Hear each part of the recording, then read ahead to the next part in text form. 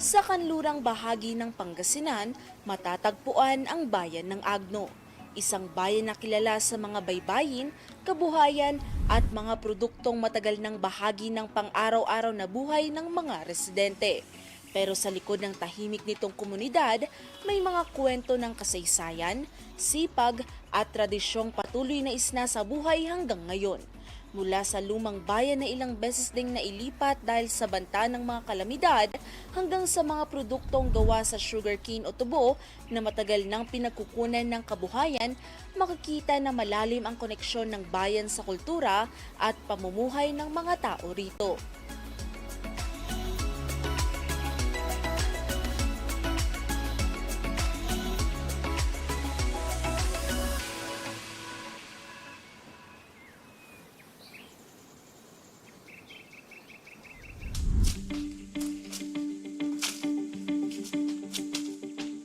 Bago naging kilala ang bayan ng Agno sa mga produkto at pasyalan nito, ilang beses munang lumipat ang mismong sentro ng bayan dahil sa iba't ibang pagsubok na naranasan ng mga unang nanirahan dito.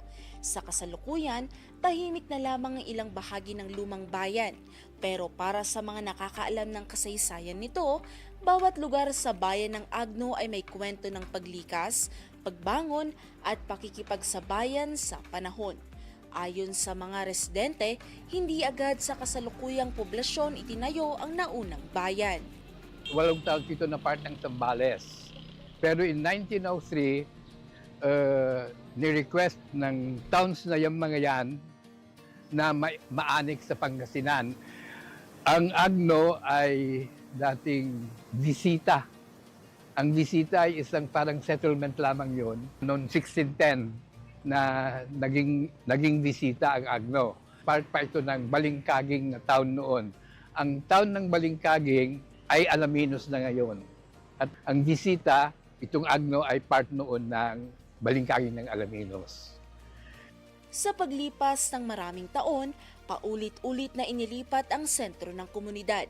Ito ay dahil may mga lugar na inabandona dahil sa panganib mula sa pagtaas ng tubig dagat at may mga lugar ding hindi kinaya ang hampas ng malalakas na bagyo. Ang bayan ng Agno noon ay nakalagay sa Aloleng. Doon noon ang bayan ng Agno. Ang kaso, naging problematic ang mga tao doon dahil sa mga pirata. Kaya para maligtasan sila doon, umalis sila doon. Lumipat sila ngayon sa Binabalyan. Medyo malayo na sa sea, pero nasa bunganga pa rin ng ilog yun. Pero ang kaso yung Binabalyan, hindi productive, ang soil ay hindi fertile. Kaya hindi sila mapagpatubo ng mga gulay nila. Kaya lumipat na sila. Lumipat naman sila ngayon sa Pidadakayan.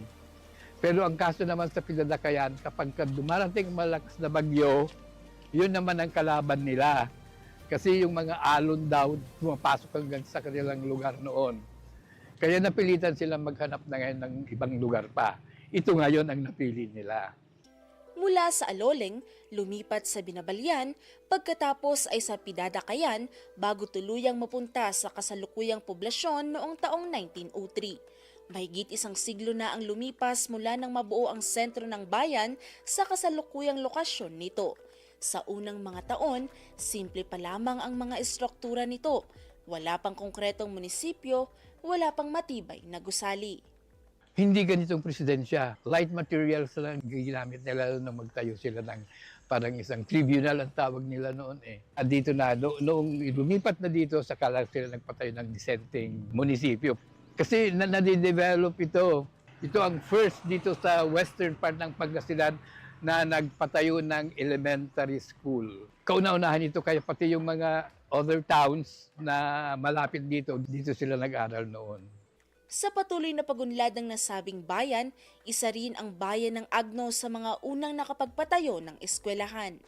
Para sa akin, napakahalaga pero ang kabataan ngayon parang wala silang interes sa history eh. Yung bang wala silang interes, parang wala eh kahit na napaka-importanting lugar yun.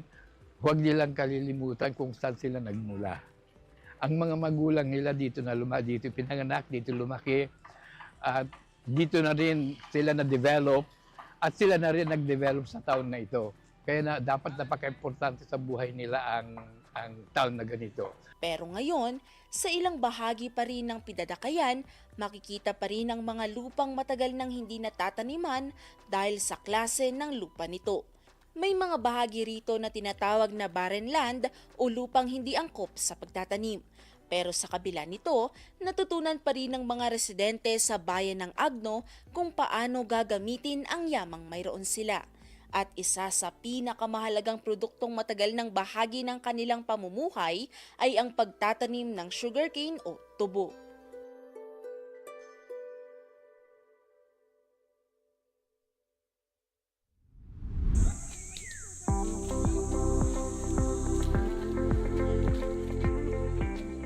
Sa bayan ng Agno, hindi lamang simpleng pananim ang tubo. Para sa maraming pamilya, dito umiikot ang kabuhayan nila sa loob ng maraming taon. Katunayan, dito nagagawang iba't ibang produkto gaya na lamang ng patupat, suka, pulot, pataroy, bukayo at iba pa. Sa ilang sityo, buhay na buhay pa rin hanggang ngayon ang tradisyonal na dapil o pagpiga ng katas ng tubo. Ito ang isa sa pinakamatandang paraan ng pagproseso ng tubo bago pa man magkaroon ng modernong kagamitan. Sa sitio Kinawayanan sa Barangay Kayungnan, patuloy pa ring makikita ang mga residente sa pagtabas ng mga tubo sa ilalim ng matinding init ng araw. 5 years na, mula nung nag-retire ako, sir. Kasi nag-retire ako, 2017, para may sideline lang, sir. Saka, hinahanap naman ng katawan ng pagtatrabaho, sir, eh. Dati namang farmer tao, kahit na teacher,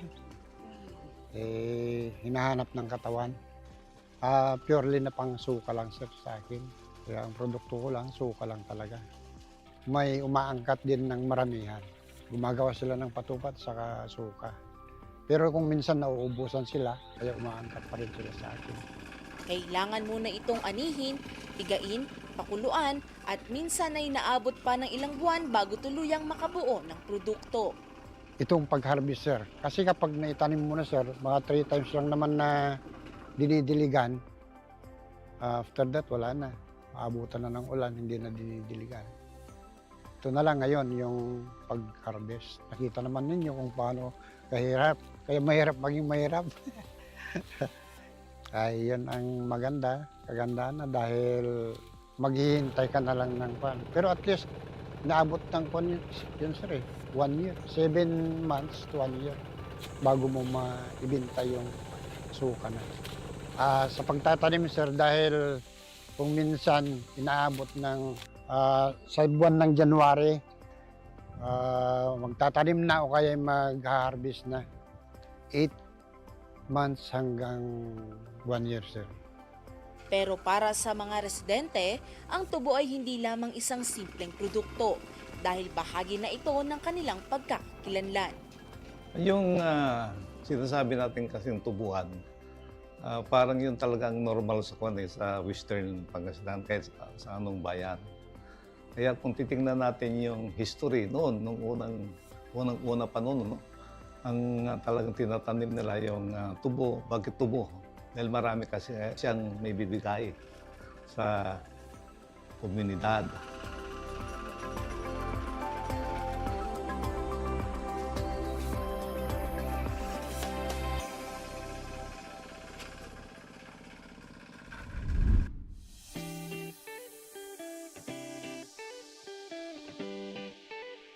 Sa pampublikong pamilihan ng bayan, isa sa madalas na hanapin ng mga bumibisita ay ang patupat. Pero hindi ito ordinaryong suman o kakanin lamang. Dahil dito sa bayan ng Agno, niluluto mismo ang malagkit gamit ang katas ng tubo, kaya mas malasa at mas matamis ang bawat kagat. Mula pa po sa kanununuan namin to, ito nakagis na namin hanap buhay. Tapos at the same time, yun na rin ang iniimbak namin yung pulot niya. Pag tag-ulan, yun ang parang alternative na kasama sa ulam namin, ganon. Kasi yan ang pangunahing tanim namin. Bukod sa rice, tubo, yan ang hanap buhay namin. Sarili namin lahat yan, sir, mula sa tubo, sa dahon ng niyog, lahat galing sa amin. Kaya talagang masasabi mong produkto ng Agno yan. Kasi alam nilang gawa ng Agno eh. Hindi nila pinagpapalit sa mga ibang patupat ng ibang bayan. Isa rin sa mga kinikilala sa bayan ng Agno dahil sa paggawa ng patupat ay si Ate Norzida, kung saan mahigit 3 dekada na siyang gumagawa ng patupat. Yung biyanan ko, dati ganito ang trabaho nila. Siyempre, nagpaturo ako para nahiya naman ako na nanonood lang sa kanila, ganon. Di sabi ko, Nay, turuan mo nga ako gumawa niyan kasi parang gusto kong gagawa ng ganyan, sabi ko. Sabi niya, sige anak, tuturuan kita. Ayun, mula nung na ako dito, yan ito ng trabaho ko. Hindi naging madali para sa kanya ang trabaho, lalo na nang nawala ang kanyang asawa.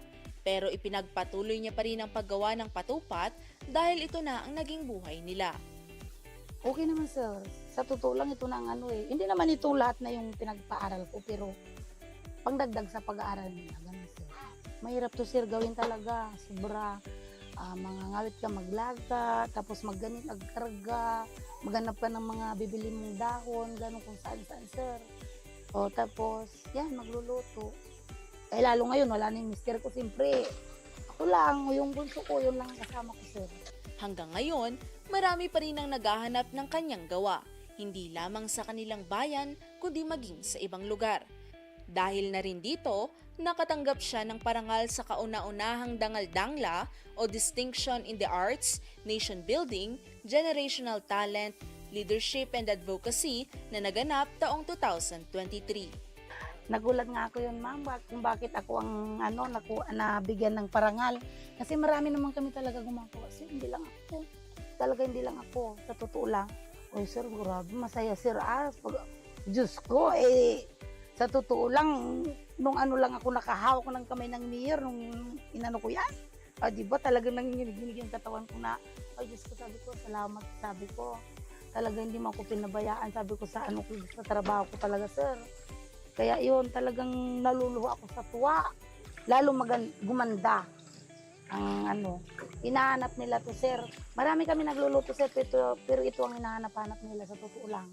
Sa talaga minamahal ko itong trabaho ko. Kaya ito lang hanap buhay ko, sir. Hindi naman ako nakapagtapos ng pag-aaral. Siyempre, para makatulong. Ito talagang trabaho ko, sir. Ito na lang yung hanggang sa tumanda siguro. Hanggang sa kaya ko, ito talaga ang trabaho ko, sir. Pag nagluto ka ng patupat, kahit wala kang hawak pera, magkakapira ka nung araw na yun. Basta gumagawa ka ng ganito, sir. Eh, lalo ngayon, sir, magpapakalig na naman ako. Isa lang yung bunso ko. Ito, siguro kuko talaga ng pangpaaral sa kanya.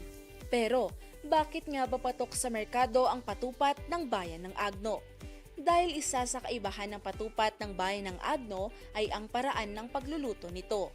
Okay, so yung pagkakaiba or yung difference ng patupat ng Agno sa patupat ng ibang bayan is that ang aming patupat ay niluluto, yung malagkit niluluto na kaagad sa tubo. So diretso na siya. So the process ng slow cooking nandun na po. So lahat ng tamis po from the tubo is nanunuot po hanggang loob po ng aming patupat.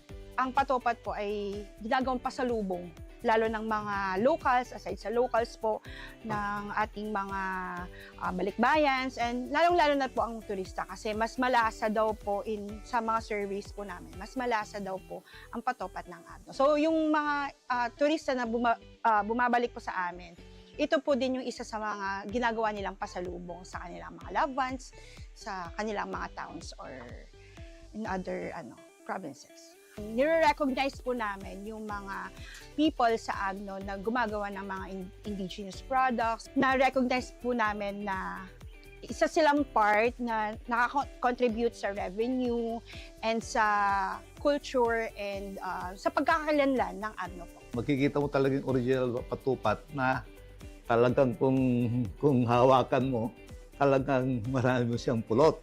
Yun ang original na, yun ang pinakamasarap na patupat.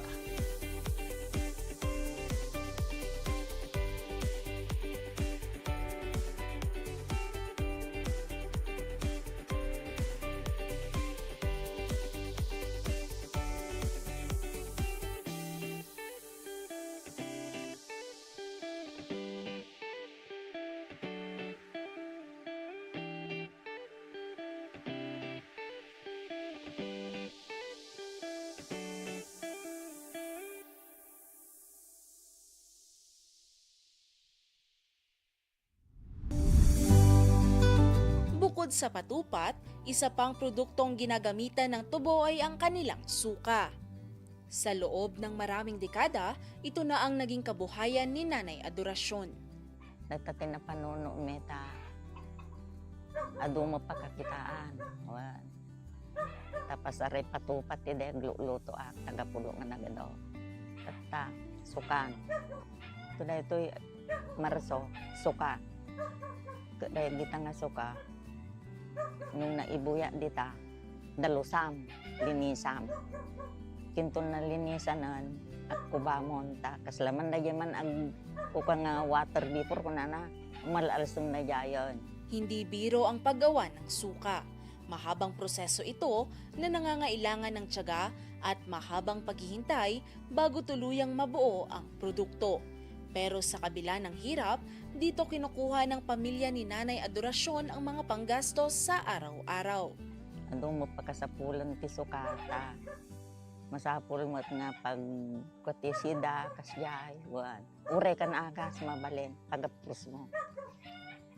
Nasya mo nagita nga suksuka, may dil-deliver, nagiti daduma. Nagita nga naglalako nga dyan palingke, dakam laang manukam lang upapat kami. Naglaklako. Idil-deliver dati barbaryo rin daduma. Alam niya masapul me siya. Nagitigam gamit, igatang latigam gamit, kasyay. Wala, no dama bati pagpalingke, kasyay. Sa bayan ng Agno, ang tubo ay hindi lamang pananim, ito ay bahagi ng kultura, pagkain at kabuhayan ng maraming residente. At habang may mga tradisyonal na produktong patuloy na ginagawa sa bayan, mayroon ding mga programang tumutulong sa ibang sektor ng komunidad upang magkaroon ng sariling pagkakakitaan.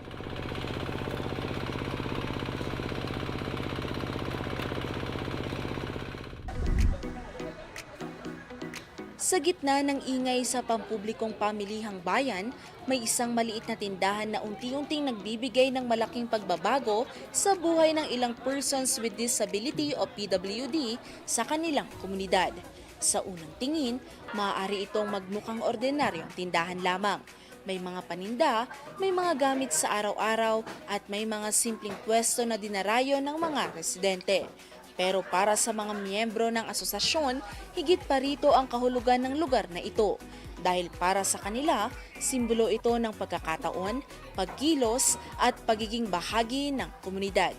Nagkaroon po ng program ang DOLE through DSWD na maghanap daw po kami ng mga PWDs na pwedeng tulungan na gagawing live para sa livelihood. So kami naman po, bilang president, tinanong ko kung ilang person with disability ang kailangan. So yun po, nagkaroon po ng 20 PWDs na mag-start sa livelihood ng DSWD. Yung sa asosasyon, masasabi kong simula nung binild ko yung grupo, nakikita namin yung progreso. Nakikita rin namin doon sa acceptance ng mga kababayan namin. Dati kasi tago kami. Pero ngayon, nagiging active sila sa public yung mga PWDs namin. Tapos sa store naman, okay siya.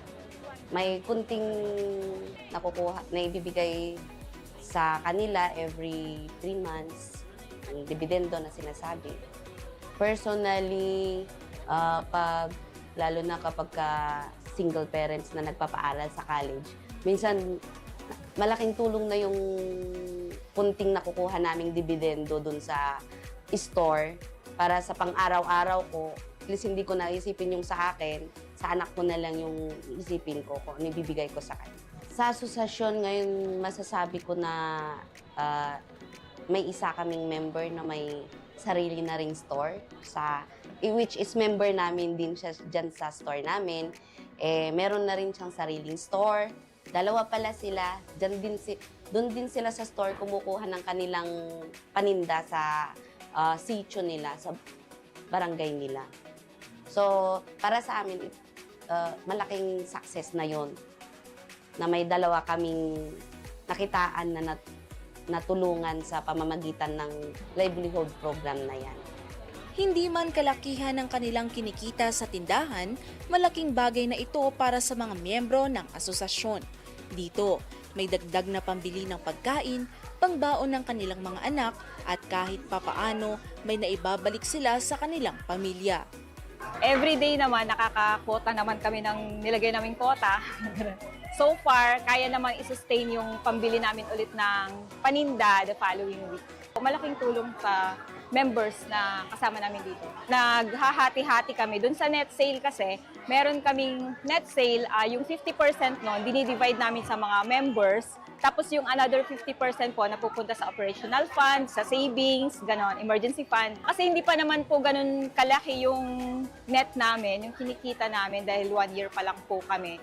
So, meron naman na pong konti. Ang goal po talaga namin is lumaki pa siya. Sana makaipon kami ng i-set aside ko na pambigay namin every December sa mga PWDs less fortunate. Dahil dito sa asosasyon, marami na kaming natulungan. Actually, pag nagbabara-barangay kami, nakikita namin na ang dami pa pala at mas blessed pa pala ako kaysa sa kanila kasi nakakalakad ako, nakakatulong ako at the same time sa mga PWDs na mas mahihirap pa sa amin po. Tsaka nabuboost namin yung confidence din nila na lumabas, magkaroon ng ipakita na kaya namin kahit may kapansanan kami. Sa bawat panindang nabibenta, unti-unti rin nilang napapatunayan na kaya nilang maging produktibo at aktibong bahagi ng komunidad. At higit sa kita, isa sa pinakamahalagang nabibigay ng proyekto ay ang kumpiyansa sa sarili. Kumpiyansa na kaya nilang magtrabaho, kumpiyansa na makisalamuha, at kumpiyansa na magkaroon ng sariling ambag sa kanilang bayan.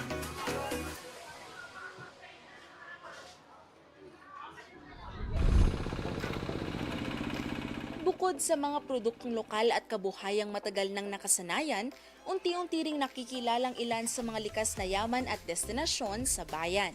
Isa na nga rito ang Pabrika Beach sa Sitio Pateng. Pero bago ito marating, madaraanan munang isang view deck. Dito matatanaw ang kabuuang bayan ng Agno, ang sentro ng komunidad, ang sentro ng dagat at ang sentro ng kabuhayan. Ang Pabrika Beach, sa unang tingin, tila isa lamang itong tahimik na bahagi ng baybayin. Pero para sa lokal na pamahalaan, nakikita nila ang potensyal nito bilang isa sa mga susunod na destinasyong maaaring makapagbigay ng dagdag na turismo at kabuhayan. Yung Pateng Beach, ang unang ginawa natin dyan kasi, yung kalsada muna, yung tourism road. Actually, may tourism road na from Bulinaw to Pani, to Agno. Yun lang, naputol siya doon, banda doon sa papasok ng Pateng dahil nagkakaroblema kami ng right of way doon. Pero yung papasok sa Pateng mismo, every year may pundo yun, sinisiminto yun.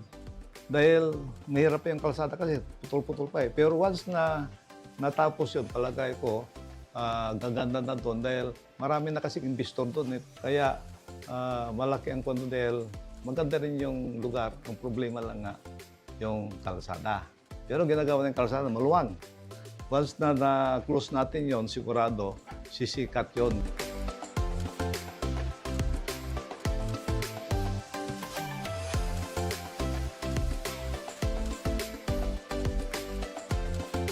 Bukod sa pagiging potensyal na pasyalan, bahagi rin ito ng likas na yaman ng bayan. At sa patuloy na pag-unlad ng bayan ng Agno, patuloy rin itong ipinapakita ang iba't ibang muka ng kanilang komunidad.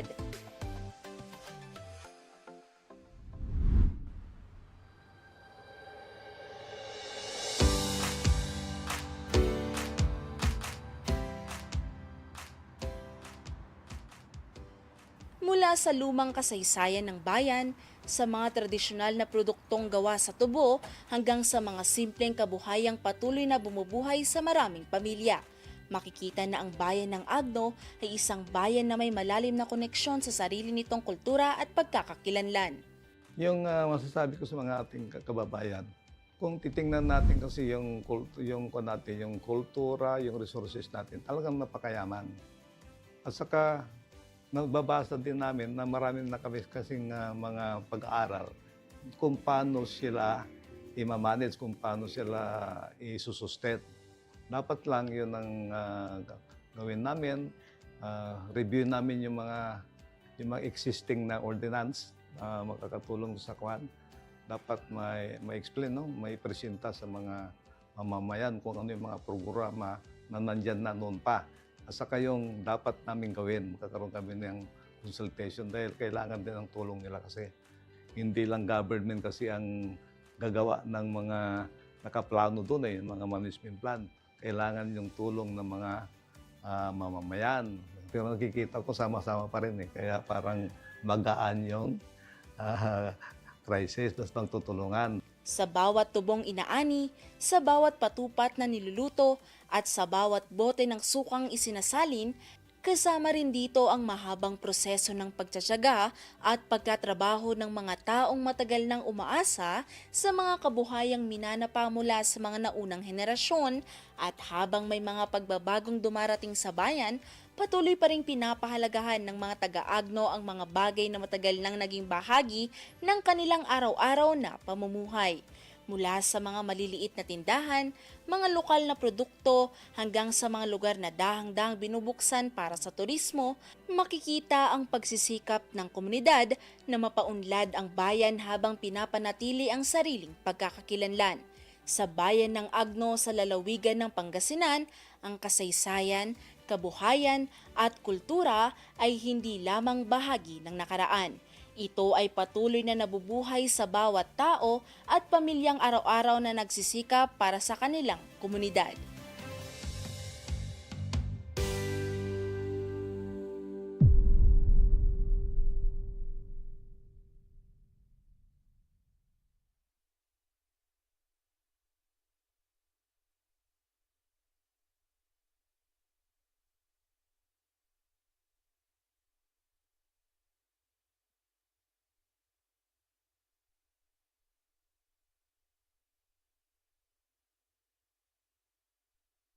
Members KBP, kapisanan ng mga broadcaster ng Pilipinas.